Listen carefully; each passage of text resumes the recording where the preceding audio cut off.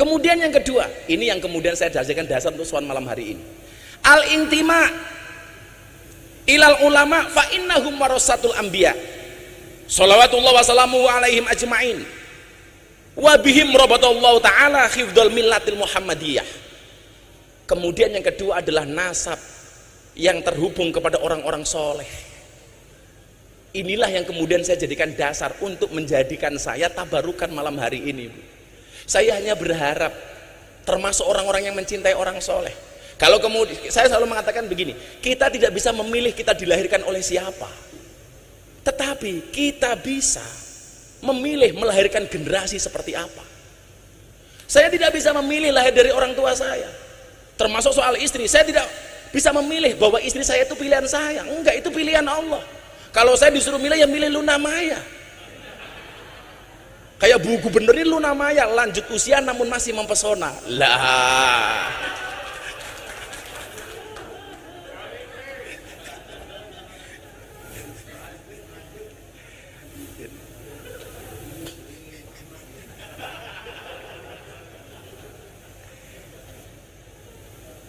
Saya itu sebenarnya dari dulu Bu Nyai, saya itu paling repot kalau ditanya soal nasab.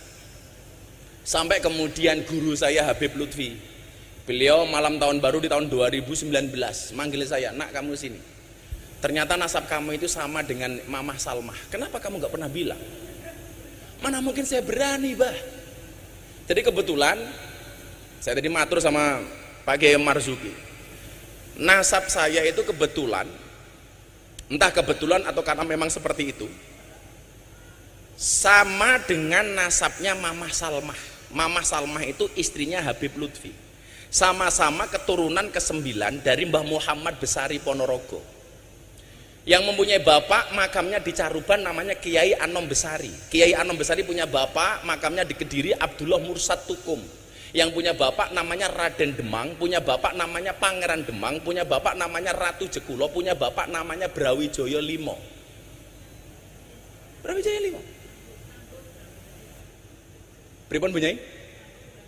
Lah, kula yakin kok gerombolan sing apik iki bakal ketemu melih. Mila wong apik nyamane nggih ketemu kali wong apik. Wong sing ora apik ketemu wong apik nggih mboten nyaman. Contoh nggih, kula nyuwun sewu banget nih. Saya ngaji di lokalisasi di Jogja niku, Bu Gubernur. Kalau saya belum selesai ngaji, kok mereka datang, lihat saya dari jauh itu malu. Waduh, ana Gus Miftah. Orang kok bangga, Gus, aku neng kene, pasti malu.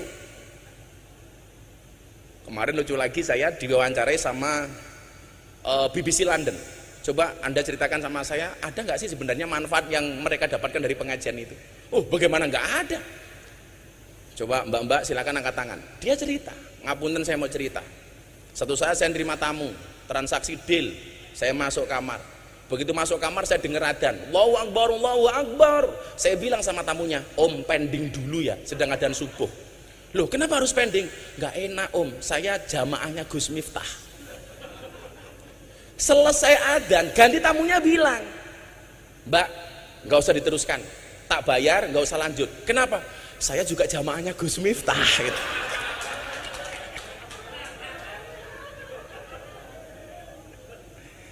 Coba. Sampai ngoten niku Kiai Hasyim. Jadi saya itu dibully dulu, didoli macam-macam, sampai didoli itu Bu Gubernur saya mendapat julukan presiden para pendosa. Sampai saya mendapati seorang mantan germo nyuwun sewu dengan badan yang besar, perutnya ditato. Begitu saya buka, tato beduk Pak Kiai. Kenapa kamu tato beduk? Saya cinta dengan NU katanya. Ya, preman loh nih. Preman. Makanya kalau kemudian hari ini orang merasa kontroversi dengan apa yang saya lakukan, ya monggo-monggo mawon lah, mun biasa. Tapi yang jelas kemudian bahwa ada kebaikan-kebaikan yang kemudian bisa kita ambil. Dan saat itu saya sudah mendapatkan restu dari Habib Lutfi. Nah terus no. Sampai ketika saya disidang di Jakarta, kamu memalukan, menjual agama untuk kepentingan duniawi kamu. Dakwah di lokalisasi di klub malam, live di TV. Saya bilang, nyuwun sewu Kiai, kalau yang saya lakukan ini memalukan, lebih memalukan mana ketika kita melihat kemaksiatan tanpa memberikan solusi apapun kepada mereka. Kita sering menjadi hakim dan jaksa bagi kesalahan orang lain, tapi menjadi pengacara bagi kesalahan kita sendiri.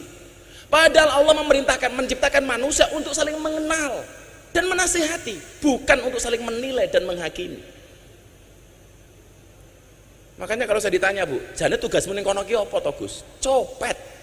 Cuman bedanya saya dengan copet terminal itu satu, ya. Kalau copet terminal itu goblok, yang dicopet dompetnya, ketahuan dipukuli kepalanya. Gus Miftah yang dicopet apanya? Hatinya. Kalau hatinya sudah tercopet, jangankan dompet, yang lainnya pun pasti akan diberikannya. Wow. Santri kayak rungokno santri kayak. Godane Pak Kiai Hasib, ya Allah, saya keluar dari lokalisasi, mereka sedang mandi pakai anduk, jalan, saya jalan, monggo Gus mampir, ya Allah, gitu kan. Dengan alasan itulah saya tidak pernah mengajak Kiai Marzuki, karena saya khawatir kalau beliau masuk nggak mau keluar lagi.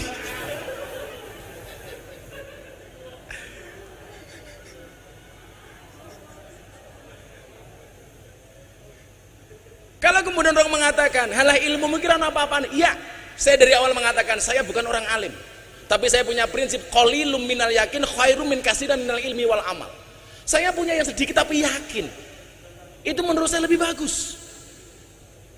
Maka disitulah kemudian saya merasa menjadi santrinya Mbah Wahab, walaupun saya nggak bisa ketemu beliau, karena saya teringat ana abdun man alamani walau harfan wahidan. Saya adalah budak bagi siapapun yang mengajarkan saya walaupun cuma satu huruf. Artinya apa? Begitu banyak saya membaca literasi tentang Pak Kiai Wahab. Artinya apa? Saya berhak dong mengaku santrinya beliau. Ya.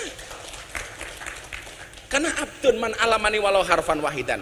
Maka perkenankan Bapak Ibu sebagai refleksi, minimal pemahaman untuk adik-adik saya santri di luar sana yang mereka galau karena tidak bisa melihat saya secara langsung.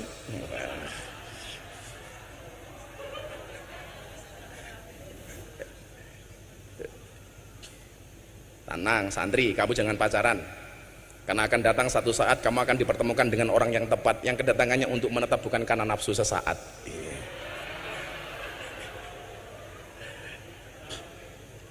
Yang pertama, saya tadi mengkorek-korek salah satu sejarahnya Mbah Wahab melalui Gus Fikri Jember, karena kebetulan saya berhubungan baik dengan beliau.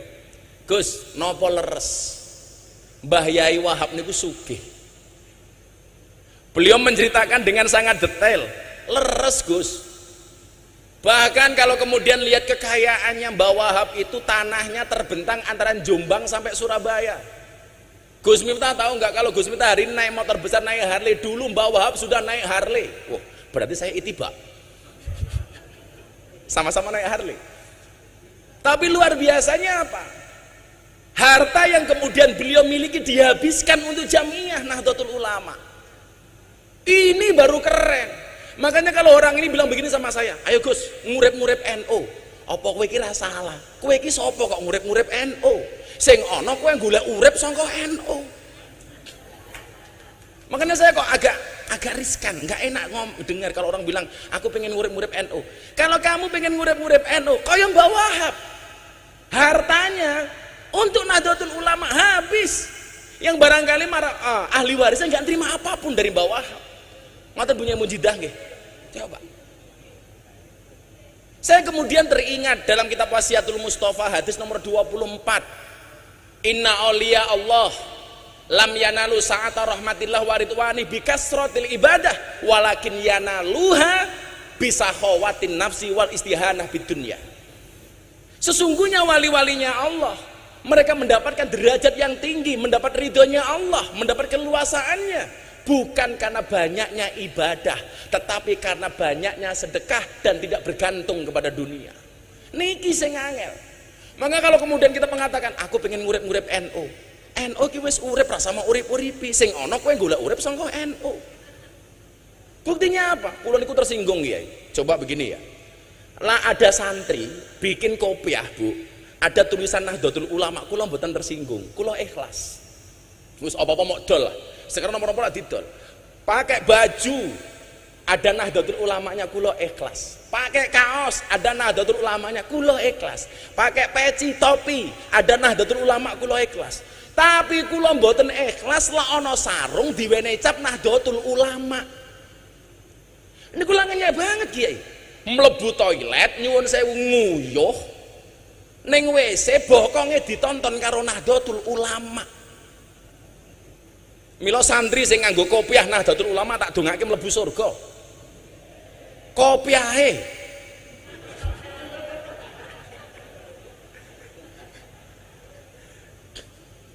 Yang bisa kita lakukan hari ini nopo? Enggak usah ngomong kamu ngurip-nguripi NU. Banyak hari ini orang NU yang dihidupi oleh NU. Enggak usah ngomong gede ke NU. NU sudah besar. Yang perlu kita lakukan apa? Khidmah terhadap Nahdlatul Ulama tinggalan Mbah Wahab. Salah satu tolak khidmah begini Kiai. Kita itu nggak sadar begitu banyak yang tadi saya tempat diskusi sama Pak Kiai Marzuki. Begitu banyak amaliyah NU yang dicuri tapi kita nggak sadar. Padahal apa? Dalil yang sering kita pakai al-muhafadzatu al-qadimi sholih wal aqdu bil jadidil aslah. Bahkan kalau Pak Kiai Said Akil bukan lagi bil jadid, bil ajdadil aslah. Tahun 90-an Pak Kiai Said ngendikan itu. Bil ajdad yang lebih baru lagi. Contoh, kita harus mempertahankan yang qadim dan sholih, jangan sampai hilang. Ngeten Kiai, sak ngerti kula, tinggalane mbah-mbah biyen ngaji teng masjid niku namine madrasah diniyah, Madin. Hari ini masjid-masjidnya orang NU sudah kehilangan madrasah diniyah, diganti karo TPA, diganti oleh TPQ, yang itu merupakan produk dari orang-orang PKS, musuhnya Pak Kiai Marzuki. Saya NU, amaliyah hilang lali. Madrasah diniyah itu tinggalan mbah-mbah kita dulu itu qadim dan soleh. Kenapa hari ini hilang kita nggak tahu? Diganti dengan TPQ, diganti dengan TPA. Makanya saya sampaikan kepada semuanya, nyuwun sewu, kalau saya boleh usul, pertahankan istilah madrasah diniyah, karena itu qadim dan soleh. Nomor loro, malih nih. Enten amalan Kiai, nyuwun sewu, bukan amalan. Buku ngaji, kitab ngaji yang kita pakai, tinggal mbah-mbah ini apa Bu Khofifah? Turutan. Metode ngajinya namanya Al-Baghdadiyah. Hari ini hilang. Diganti oleh apa? Iqra. Produknya kawan-kawan kita Muhammadiyah, Kiai As'ad Humam. Kita nggak sadar, wong-wong NU bangga menggunakan Iqra, kelangan turutan. Bukan salahnya Iqra, tapi bodohnya kita. Kelangan turutan tapi nggak kroso. Saya fanatik dengan turutan. Kenapa Kiai? Karena turutan mengajarkan kepada kita untuk makhorijul huruf yang benar. Kalau kata Bu Khofifah, pitch controlnya yang benar. Bagaimana kita diajarkan membaca huruf hijaiyah dari alif sampai iya, kulo setahun Kiai. Sampai mimiknya, sampai gesturnya dilihat oleh abah saya. Alif, ba, ta. Itu dulu metodenya namanya Al-Baghdadiyah. Begitu sudah bisa baru dieja. Alif fathah a, alif kasroh i, alif domah u, a i u. Tak fatkah taha domahu kaf domaku tahuku. Zaman dulu ngaji belum ada listrik, adanya lampu sentir petromak. Begitu minyaknya habis, kiainya kirim surat ke wali santri, le suratnya kano bapakmu. Dibuka bapaknya suratnya sini nopo, ba fatkah ba, ya fatkah ya ro fatkah ro, bayar ro. Begitu dibuka bapaknya nggak punya uang karena musim pandemi, musim paceklik, bales. Bapak orang kuat bayar le, tolong suratnya diatur ke Pak Kiai.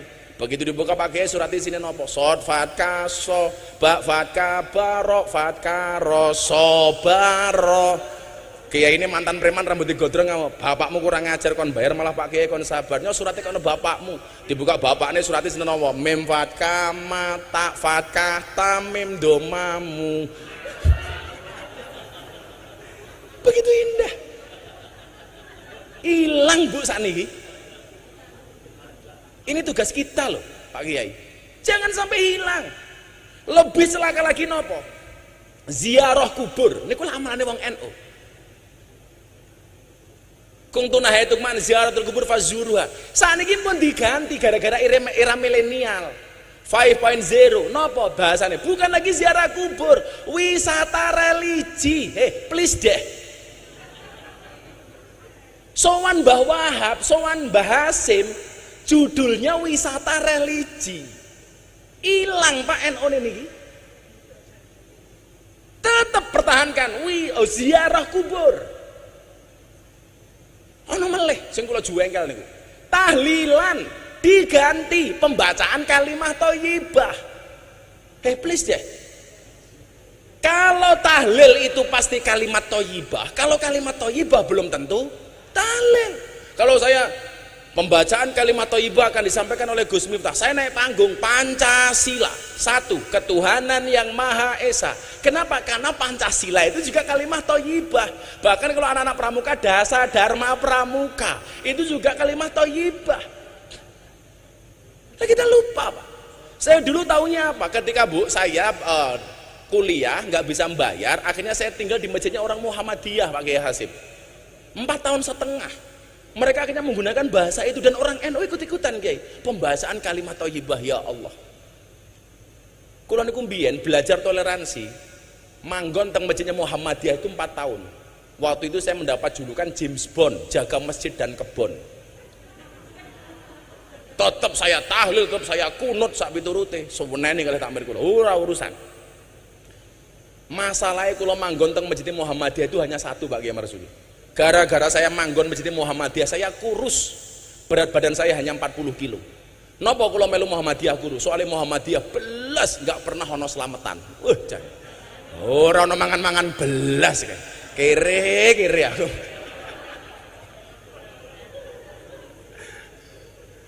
Akhirnya kemudian saya jadi nikah dengan orang NU, tinggal di lingkungan orang NU, langsung gemuk, Bu. Waktu itu berat badan saya sebelum viral itu 105 kilo. Kenapa saya ikut orang NU gemuk? Lah pripun wong NU niku? Titik-titik mangan. Yasinan mangan, tahlilan mangan, sholawatan mangan, manakipan mangan, istighosahan mangan. Tanggane lara njaluk didongake mangan. Sing lara mati mangan meneh. 7 dina. Masyaallah itu. Lah makanya kemudian kalau Mbah Wahab sugih, ya kita harus terprovokasi dong untuk jadi kaya. Karena bagi saya, uang itu lebih bagus dikuasai oleh orang Islam yang soleh daripada dikuasai oleh orang-orang yang tidak soleh. Makanya kalau ada bahasa nguripi NU kok saya gak tersinggung. Lah awake dhewe iki sapa ngoten? Wong posisine awake dhewe ini kadang-kadang gojag-gajeg kok. Mbah karepe tajrid tapi yo ono asbabe. Ketoke asbab gaya-gayaan kaya tajrid. Kan ini kondisi gojag-gajeg nih. Dan dari dulu kalau kita ngomong nguripi NU, kita selalu bermasalah dengan uang kalau mau jujur. Ketika di PBNU saya bilang sama ada teman-teman pengacara, iki lho bedone, kaya aku wong NU dengan kamu para pengacara. Kaya kiai-kiai NU karo awakmu iki bedone siji, Pak. Apa, Gus? Kalau pengacara masalah jadi duit. Lah kalau kita kiai-kiai desa kaya saya ini, duit jadi masalah gitu loh. Jadi Mbah Wahab sugih dengan segala kedermawanannya, ya awake dhewe kudu sugih ya. Makanya kalau saya sekarang ditanya, "Kenapa kamu naik motor besar?" Aku nderek Mbah Wahab. Nderek Mbah Wahab. Lha tak dongake santri-santri mburi muga-muga sugih kabeh. Setunggal malih sadrenge Pak Kiai Mustafa Akil. Ngapunten Kiai. Kula mboten ngaji nih, namung refleksi kagem lare-lare santri nih. Karena saya kebetulan sempat membaca beberapa buku tentang beliau. Niki malih. Kemudian yang selanjutnya nyuwun sewu, Mbah Yai Wahab ini ternyata seorang penggiat media. Saya mencatat beliau ini pernah membeli percetakan berikut gedungnya di Jalan Sasak Surabaya nomor 23. Leres gedungnya ini. Dan ini ternyata menjadi cikal bakal jurnalistik Nahdlatul Ulama. Makanya kalau hari ini ada santri tidak melek medsos, harusnya kita malu dengan Mbah Wahab. Kalau hari ini kita bangga, hari ini kita disiarkan 270 channel hanya dengan 4 juta subscriber. Bagi saya bukan merupakan sebuah kebanggaan. Kita nggak ada apa-apanya, Pak, dibandingkan dengan kelompok-kelompok minhum yang menguasai betul soal medsos. Hari ini kita bersyukur kemunculan seperti Gus Baha mampu menjadi penyeimbang bahkan di atas kelompok-kelompok itu. Tahun 2019, Bu Gubernur, saya mendapatkan rilis Ustadz dan Dai yang mendapatkan follower dan viewer banyak di YouTube, Instagram, Facebook, dan lain sebagainya. Dari 10 orang kader Nahdlatul Ulama yang muncul hanya nama Miftah Maulana Habibur Rahman. Yang lain semuanya kelompok Wahabi, Pak Kiai. Hampir semuanya. Termasuk kelompok yang mengatakan nasionalisme itu nggak ada dalilnya. Yang kemudian saya heran apa? Palestina mau merdeka, dia dukung mati-matian, bahkan kirim uang ke Palestina untuk memerdekakan Palestina. Giliran mencintai bangsanya, giliran mencintai Indonesia, dia mengatakan nasionalisme tidak ada dalilnya. Wila koplak uteke wong-wong ngoten niku. Saya setuju Palestina merdeka dan saya teriak-teriak soal itu. Maka kemarin Lebaran saya mengatakan semua saya maafkan kecuali Israel. Semuanya saya maafkan kecuali Israel. Tapi lucunya apa? Orang-orang ini yang mengatakan nasionalisme nggak ada dalilnya, sementara dia teriak-teriak bantu Palestina. Satu saat, Bu, saya di-tag akun Instagram, awas lagu musyrik. Waduh, kaget saya. Ternyata apa yang dimaksud dengan lagu musyrik? Lagu Padamu Negeri, ya. Itu musyrik menurut mereka. Kenapa? Karena bertentangan dengan ayat Kul inna sholati wa nusuki wa mahyaya wa mamati lillahi rabbil alamin. Niki lah pemerkosaan ayat. Ini namanya jaga sembung bawa golok, gak nyambung blok gitu. Niki ngeri kula niku. Makanya ketika saya ceramah di gereja, ya Allah, dasar Miftah kafir. Ya saya sederhana jawabnya, dasar Miftah kafir. Ya kafir sahadat meneh. Gitu ya. Ya kafir sahabat. Kalau orang masuk tempat ibadah lain dianggap kafir, berapa banyak, berapa juta orang Indonesia yang kafir gara-gara masuk Borobudur dan Prambanan. Dulu teriak-teriak ulang tahun gak ada dasarnya, sekarang malah ulang tahun sendiri.